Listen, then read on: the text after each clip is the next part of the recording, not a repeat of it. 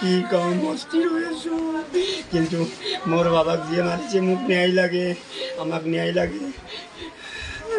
সরকার ওষুধ কি আহ্বান জানাবো এটুৱে আহ্বান জনাম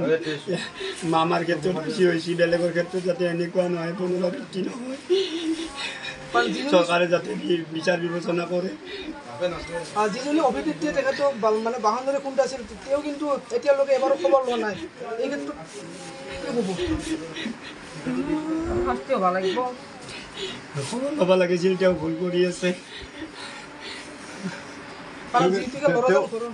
ডাঙৰ ল'ৰা আছিল এই ক্ষেত্ৰত কাৰণ তেওঁলোকৰ এটা ঘৰত মানে পৰিয়ালৰ আৰ্থিকভাৱে এটা হেৰি আহি পৰিব এই ক্ষেত্ৰত কি ক'ব আৰ্থিকভাৱে ইমান